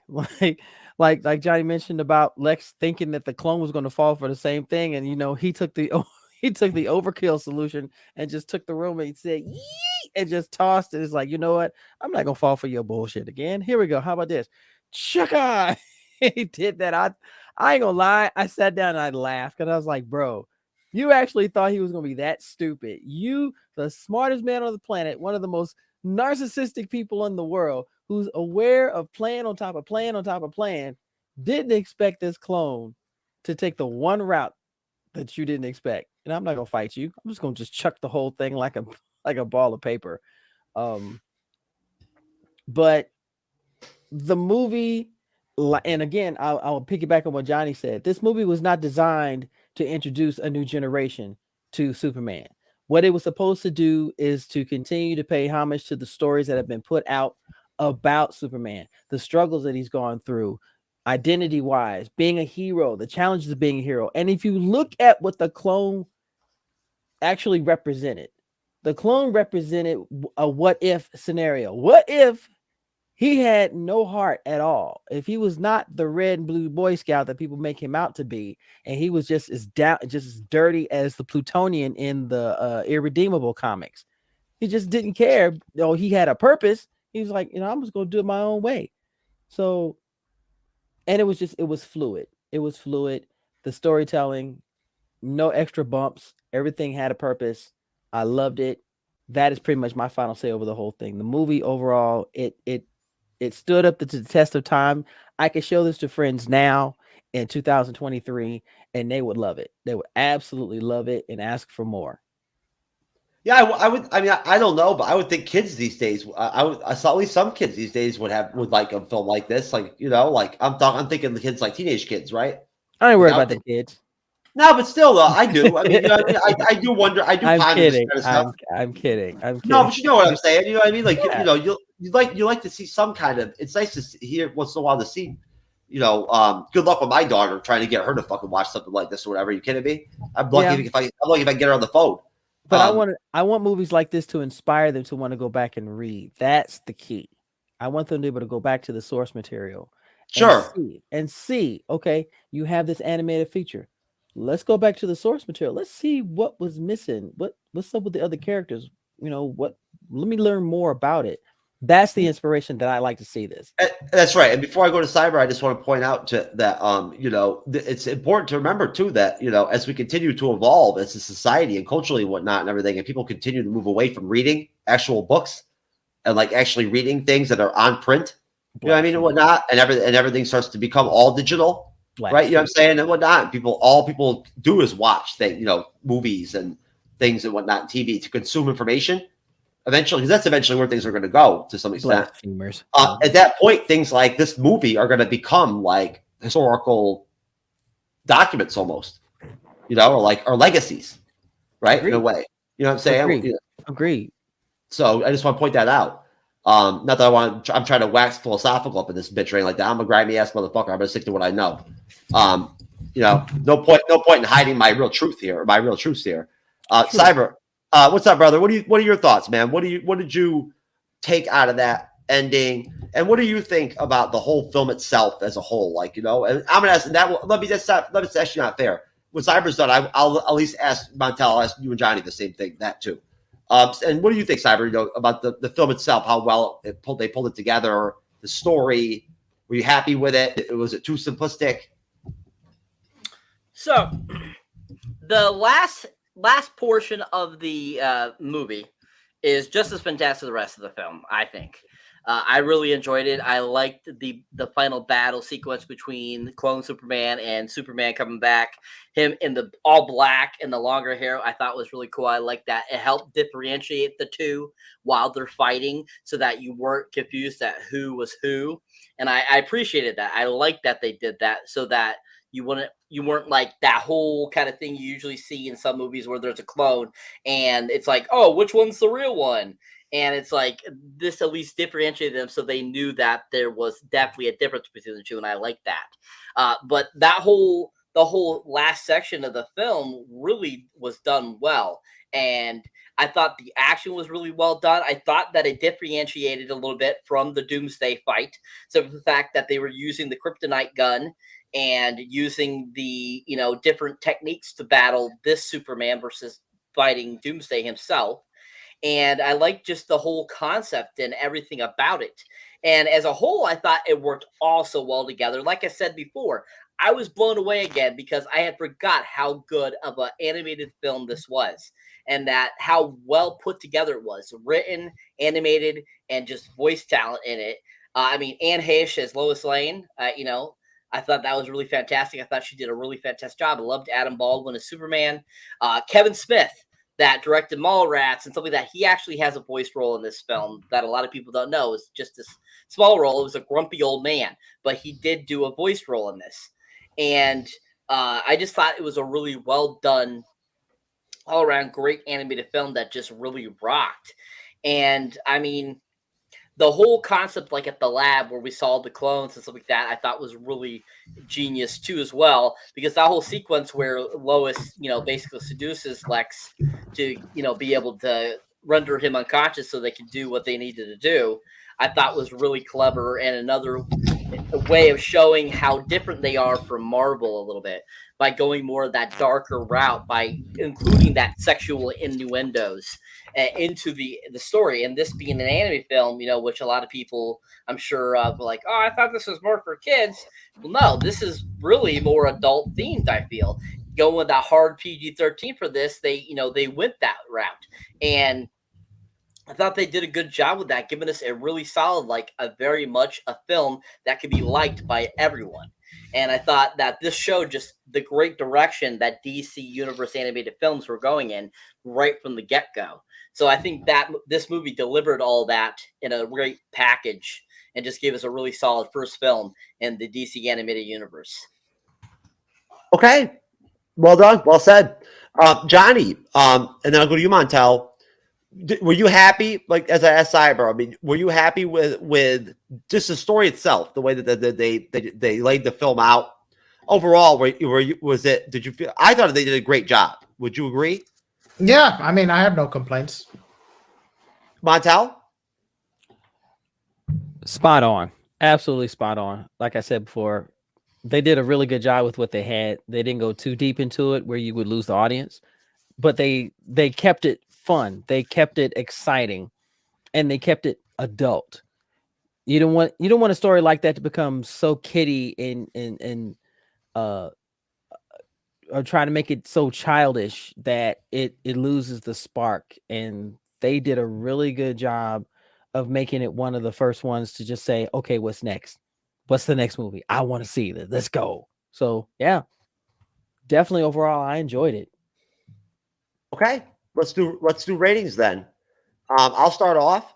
I'm going to give the film, for the year it came out, it being the first DC animated film.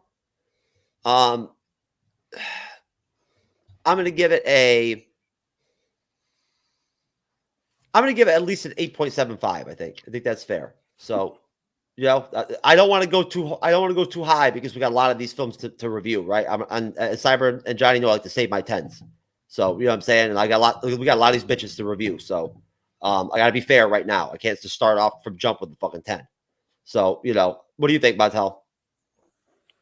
I give it a 9 straight up. Okay. I think that's fair. Cyber?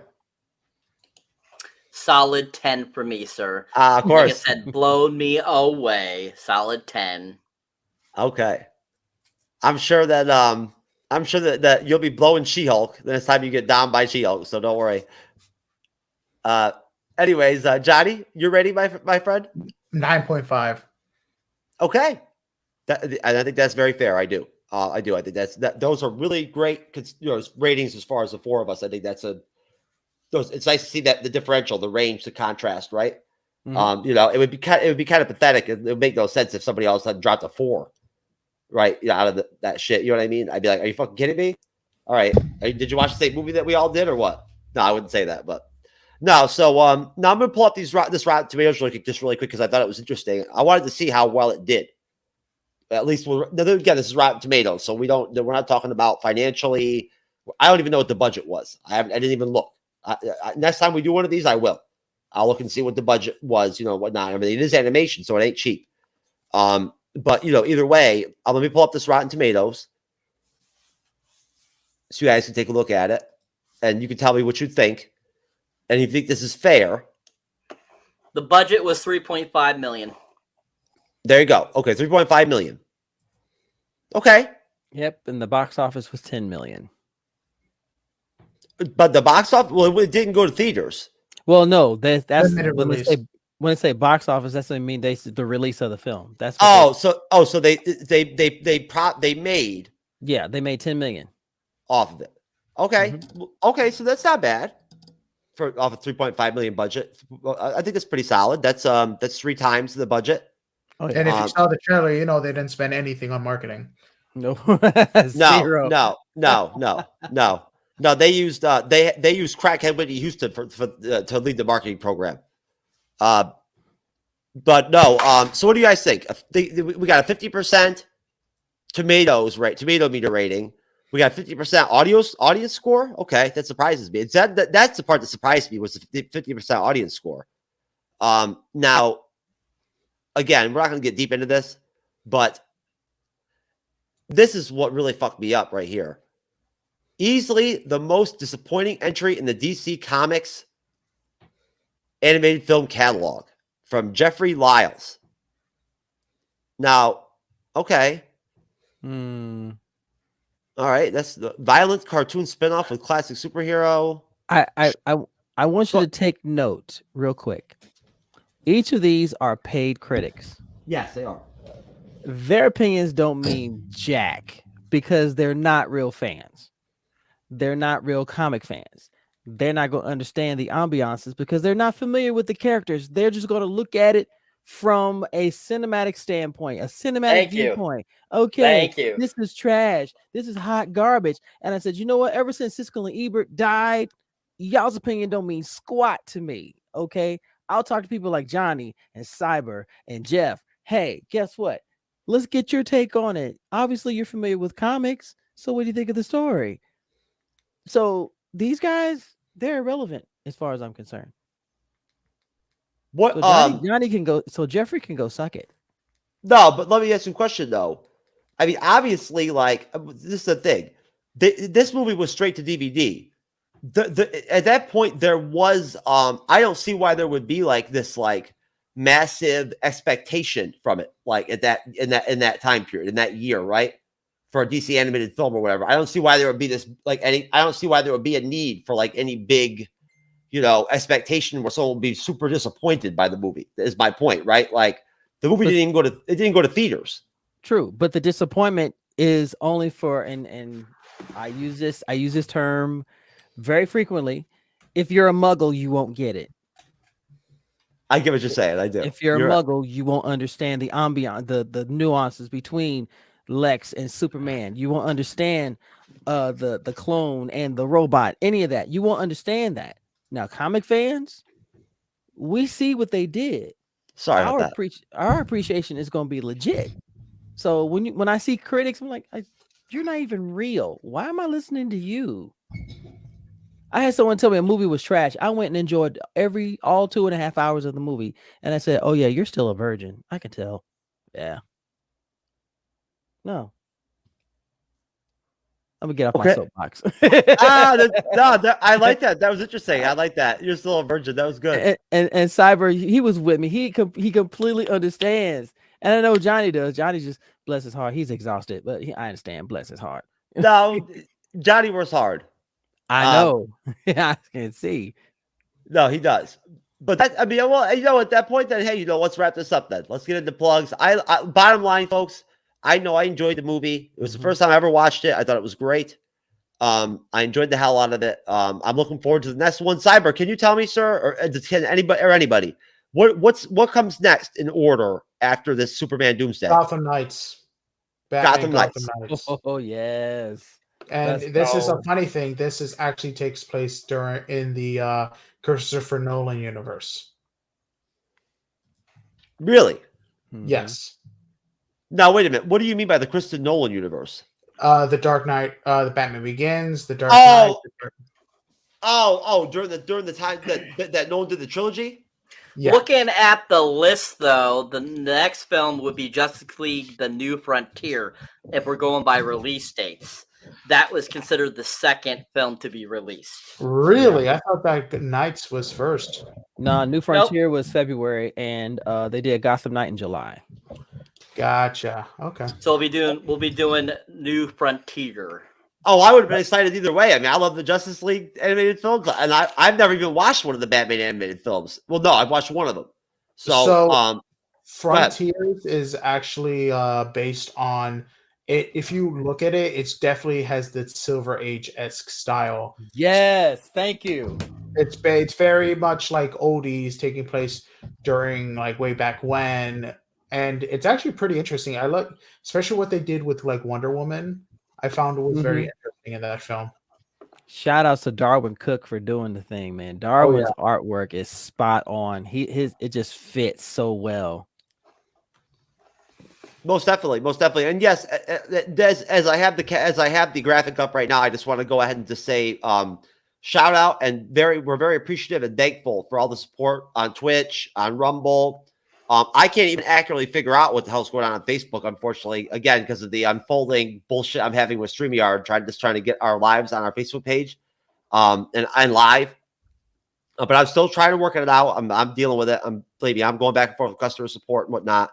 But thank you very much, all of you. Don't be afraid to jump in the comment section and say hello and engage. I mean, I see you there. You're there. I'm looking right at you. So, like, you're listening to me right now. You're more than welcome to say hello and participate in the show anytime you want. I mean, we can't see you on our tracker because all we see is YouTube. So, you know what I mean? Like, that's all we have. But thank you very much for all of you that saw us on Rumble. We actually did better on Rumble than we did on Twitch tonight. So thank you very much. And now I'd like to really quick just go ahead and go around and let everybody do their plugs. But first of all, Montel, where can I look you up real quick? What platform would you like me to pull up? What do you want me to pull you up on Twitch? You can pull me up on YouTube if you like. YouTube? Okay. Under YouTube, it's Rogue Catnip. One word. Hold on one second. Rogue Catnip, one word. Mm-hmm. Look Rogue is word. Rogue is in like Rogue X-Men Rogue? Rogue as in X-Men Rogue, yes. Catnip is in K-A-T? No, C-A-T. C-A-T, of course, yeah. C-A-T-N-I-P. Mm-hmm. Gotcha. Okay. Cyberneticshark, would you like to start, sir?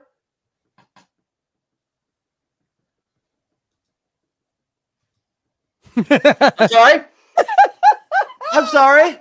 Cyberneticshark. That was awesome. What happened, brother? That delay was priceless. I wasn't sure. All I heard was cyber, and I'm like, and then all of a sudden it registered, and I was like, oh, he's saying my name. God. Anyways, yes, people, if you enjoy me here on the MCU's Bleeding Edge, please go check out my solo content. You can find me on YouTube. You can find me on Rumble, BitChute, Twitch, Instagram, Facebook, all the great places. As you can see, I'm putting up stuff slowly on here, mostly trailer reviews right now. I'll be having some more movie reviews up soon, but mostly trailer reviews coming for you guys. But as you can see, I'm closing in at 5:30 here almost. So I mean, another almost 30 subscribers in the last I would say 15 days. I would say. Congratulations, sir. Yeah, thank you. And so yeah, if you enjoy me on here or enjoy anything like that, definitely go check that out and subscribe so that we can get me to that magic 750 mark. And you guys have been rocking it. Thank you once again, still for getting me to the 500. And you keep your eyes out for my shorts. As you can see, I've been doing mostly Marvel shorts recently, especially with Ant-Man Quantumanium coming out. I want to make sure I get all my little shorts that I haven't done already for the Marvel Universe out there, doing some revisiteds on some of the ones more recently filmed, like last year's, all the films that came out last year. I'll be doing revisiteds, 6 months, a year later type of deal on the shorts there real quick for you guys. So yeah, keep your eyes on there. And the shorts is really what's doing it. Every time I put up a new short, I feel I get between 2 to 3 new subscribers. So thanks for watching the shorts, people out there. You guys rock. There you go. All right, Johnny Fuente. I'm pulling you up right now, brother. Hold on one second. But you go ahead and get started. Well, if you guys like my opinions and want to hear more, my podcast is called Fuente Chat with Johnny Fuente. I am anywhere and everywhere you listen to podcasts. I am on Stitcher. I am on Pandora, Spotify, Amazon Podcasts, Apple Music, and all that fantastic stuff. What Jeff has pulled up is my TikTok. That is also a great way to support, follow, subscribe. But like I said, if you like my opinions, I update my podcast every Sunday. There's a new episode, and I'm just looking forward to keep on doing it. One of the biggest things that's going to be happening soon is I'm going to be going to MegaCon in Orlando. So if you want to hear what's been going on there, definitely pay attention to my TikTok until I do a full episode on it. Okay. I apologize about the podcast, Johnny. I should have went ahead and pulled it up, and I tried to pull it up right there real quick and whatnot and everything, and I'm having a hard time finding it right now. But next time you come on, I promise you I'll make sure that I pulled it up instead of the TikTok. Okay? Got it. I'll make sure I do. And now Montel, my friend, let me pull you up, but go ahead and get started, sir. Plug away. All right, ladies and gentlemen, boys and girls, nerds and blurs of all ages. Thank y'all so much I appreciate being on here. I can be found across everything. I am on YouTube and Twitch under Rogue Catnip. That's one word. Well, it says 2 in there, but I try to change it up. I'm also under TikTok under Rogue Catnip. Also, I am on Anchor with my partner, Miss Angie, as one half of Blur the Corn Speaks podcast and 1/6 of the Color Commentary Wrestling podcast. I am on Instagram under Navy Montel, where it all started long ago. Back in my day, we threw rocks to get your attention. Now they make videos. Ooh. And I've had my YouTube for about 10 years. I just got over my 1000, and I try to make it fun. Take things as a geek and nerd from an older Blur's perspective. So y'all come check me out if you want to see something new, something different. I did a TikTok because I'm a Dungeons and Dragons player. So I did a TikTok based on Dungeons and Dragons on the same sound, and that's just been skyrocketing my TikTok. So I appreciate everyone who has checked it out and realized that you got a real initiative if you want to get through the day. Especially since we won with the OGL. Yes. 1.1 is dead. Fuck well, us. hey, I promise.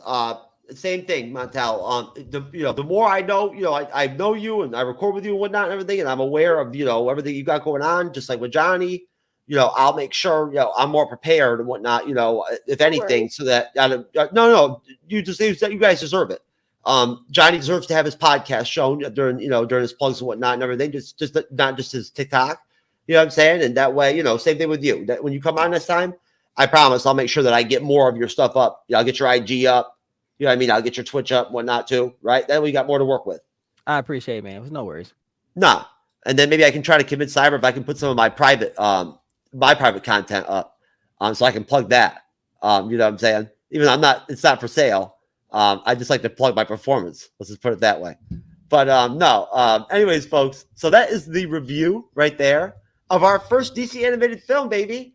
We love it. Cyber and I over at the MCU's Bleeding Edge and the rest of the whole team, because we have an extended family / team here at the Bleeding Edge. That's what we have, basically.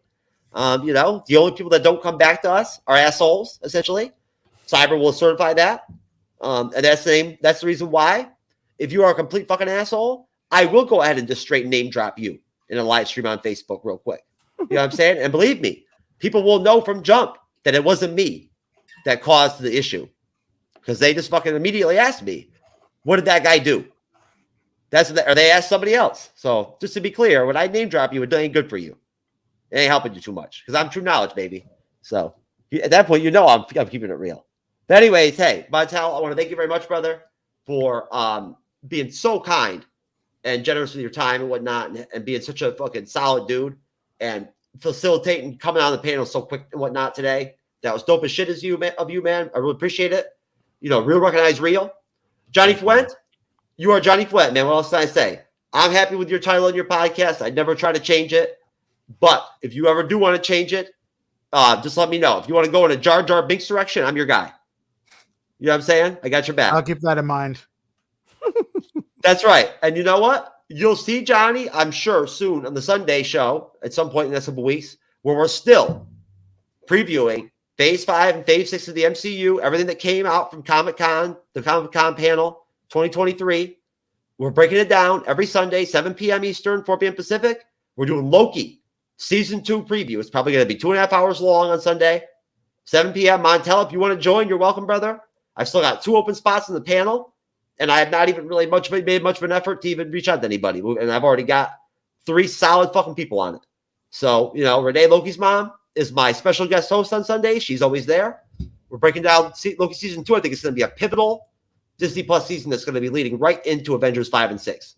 So it'll be our big first piece that's going to link us to where things are going to go with Kang Dynasty and Secret Wars. So, the next one that's into that, we're going to be breaking down Echo and the connection between Echo and the Daredevil Born Again series. Just to let y'all know. 7 p.m. Eastern, 4 p.m. Pacific, live. Now, on Wednesdays, of course, we just banged out our first 2 episodes of The Last of Us, HBO Studios produced series based on the video game. And we'll be doing episode 3 next Wednesday at 9:35 p.m. Eastern, 6:35 p.m. Pacific. We'll be doing episode 3 of The Last of Us. I believe Cyberneticshark will be on the panel, and I will be moderating. Well, no, Cyber, I will have to talk about that. No, you are moderating. Okay, so I'll be moderating that one. Cyber will be on the panel. Yep. And I'm sure at some point, Johnny actually was supposed to be with us last Wednesday, and I screwed him on it. So hopefully I'll be able to make it up to Johnny this Wednesday and get him on if he's not too busy. But Johnny, again, brother, I know you're a busy guy, so thank you for coming on. I really appreciate it. Thank you to everybody out there that watches this as an actual video, because that is, of course, where we get the majority of our views on YouTube. At least is through you guys that all catch us. And I want to thank all of you for the fact that the last time I checked, our average view times and whatnot on our lives or on our regular watches on our lives as videos are pretty solid. I'm not going to put the numbers out there, but they're pretty good. I don't want to compare or contrast or get anybody mad or anything like that. But and as usual, though, I will brag about the fact that we are fucking killing it with women, as always. Just killing it, baby. And Cyber knows it, and I know it. Every fucking month, we're killing it. So for all you out there, all you creators out there that are covering the fandom shit like us, your numbers versus women versus ours are a fucking joke, just to be clear. And it ain't because of me, baby. It's all because of Cyber. No, I'm just joking. It's all because of the women that come on here, baby. That's why. Nah. It's because we have a good-ass show. Thank you very much, everybody. Thank you to the panel. Thank you, Cyber. Great review. Thank you, DC Animated Films. I guess thank you, Warner Brothers. And thank you, She-Hulk. I love you very much. Thank you for popping my cherry. I'm looking forward to my second night of being domed. We'll see you then.